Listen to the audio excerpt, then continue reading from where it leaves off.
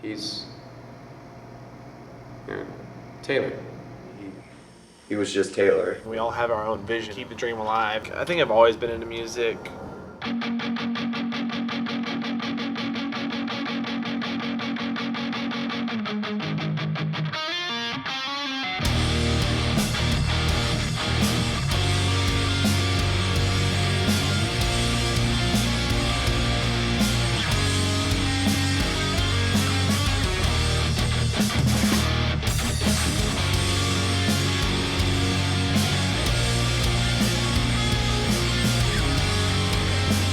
I got into music. I think I've always been into music. Ever since I was a little kid, I used to just sit in front of my little stereo boombox and blast the radio and try to sing along to as many songs as I could. We were both raised on oldies and soft rock. Stuff like Barry Manilow, Stevie Wonder, Earth, Wind & Fire, Frankie Valli and the Four Seasons. Christian music, Christian hip-hop like DC Talk, DC Talk, Stephen Grace Chapman, Newsboys. Newsboys. And then once I got out of private school, I went to public school and started becoming more friends with people who listened to more different genres of music. It was, totally weird for me. He was listening to some stuff that my parents didn't even allow him to. And I just didn't understand it. Went through the Limp Bizkit phase, went through phases where like all the heavier rock and stuff where kids were trying to trick me into listening to Metallica, and I really didn't like it. Went through that, I met some friends. I moved across the street from what is my now best friend in my band, Marcus Ford. I was outside playing football in my neighbor's yard. A bunch of us kids used to play football out there. Taylor and Chase here actually moved in across the street, 2 houses down, and so I saw Taylor outside reading a comic book and just, kind of went up to him, started talking to him, had to introduce myself. I didn't really have the opportunity to see that many cool kids on my street. I talked to him and found out that he was a real kid. He wasn't some guy who was posing or whatever the case may be. He was just Taylor. I started getting really into like drumming, and I started always banging on desks. And me and him were both really into percussion, and pretty much what happened was he beat me to getting a drum set. So I was like, well, I guess I'll just learn guitar. He has been playing guitar since the year 2000, when he was 13 years old. He's now been playing for 8 years. I got a guitar and acoustic and just started practicing a lot. Learning songs, like my first song I learned was pretty much Lit, My Own Worst Enemy.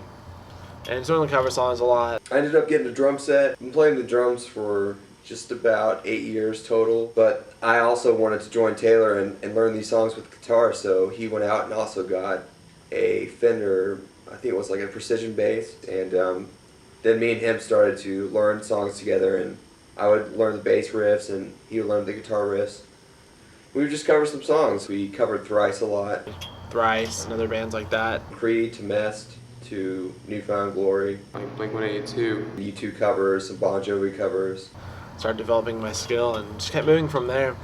When I was in 9th grade, I had my first band that I was in with a few friends that went to school with me.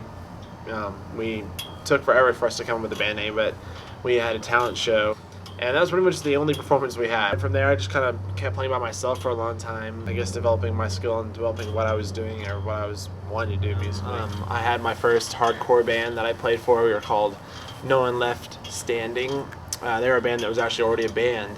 I just joined after their guitar player left. I played with them for about a year, and then that kind of just faded out. And right after that, I became friends with this guy, Rob Privet. We actually went to church together for a long time. We were never friends during church. And he saw me one day in Guitar Center, and I was playing a little Thrice riff, and he was like, "Hey, that's cool, man. What's up?" And I was like, "Hey." So we kept alive through that. His band was called Doulos, and their guitar player left, and they were looking just to kind of keep the dream alive. And I was like, well, we're friends. Let's, I'll play with you guys, see what's going on. Yeah, we started playing in a band together. We called ourselves The Arson. We played together for about a year also. During playing in The Arson, I had the brief opportunity to play for a band and go on tour with them called Terminal. So I went on tour with them and played guitar. We went on tour with bands like Daphne Loves Derby, Paramore, band called Amber Pacific. And we did that for a while, and for a few weeks, and then that just kind of ended up slowing down once the drummer left. So that kind of stunk. But then we came home, and I kept playing in the Arson. We were going to record with a big producer around here. Actually, his name is Jeff Rockwell, and we started recording with him. And during that process, we actually broke up. Then after that, I started filling in for this band called Enjoy the Fall. Just playing guitar for them, not really anything serious. But through that time, I'd also made friends with this band called Lorene Drive, and I had been talking to them online. Every time they would come in town, which is very rarely, but they did, we would always go to their shows, always be there talking to them and stuff. And I went out of town to go see Under Oath play in Louisiana. And then on the way back from Louisiana, we also hit a show in Houston, and Lorene Drive and My American Heart were playing. So went there, talked to Daniel, the lead singer of the band. He was like, "Hey man, you play bass?" And I was like, "Well, no, but I can. I play guitar." So he's like, "Oh, you want to try out for us?" And I was like, yeah.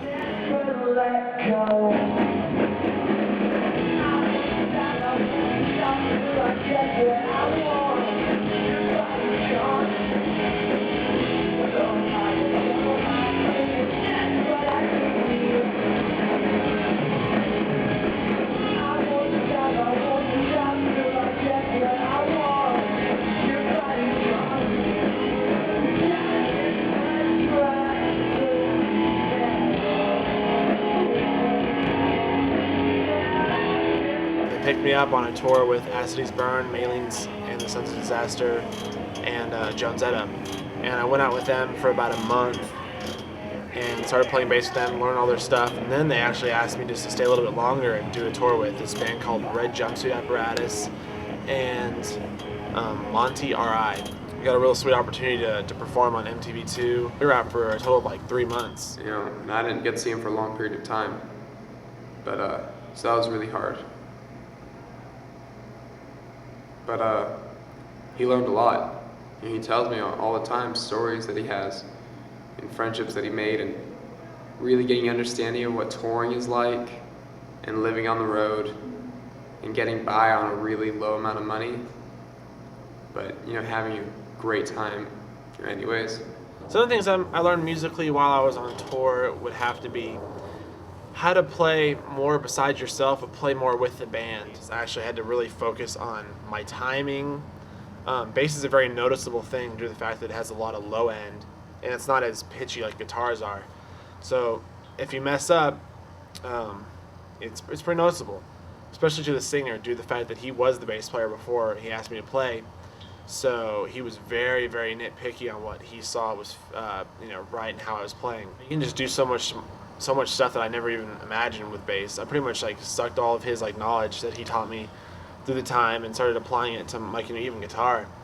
And just through that, it's helped me understanding more about rhythm and more about not going off on riffs and not trying to show off and stuff. Because really, if you just keep it simple and keep it direct with what everybody else is playing, the music just has an overall more roundness. Some of the goals that I would have for the music that I'm writing right now would have to be mainly just to perfect my voice as a musician, learn how to not be such a show-off when it comes to writing things that I can't do or I want to do or I want to overdo. I don't really see any impossible goals that could be set in front of us. To just play music and learn things and be there in a brothership for the rest of our lives, and always have something to hold on to and demonstrate to our children and their children.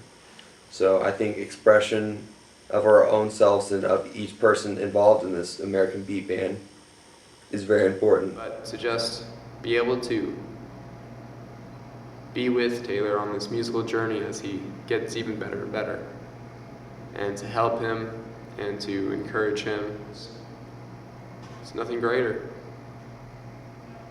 There's no knowing how that could turn out.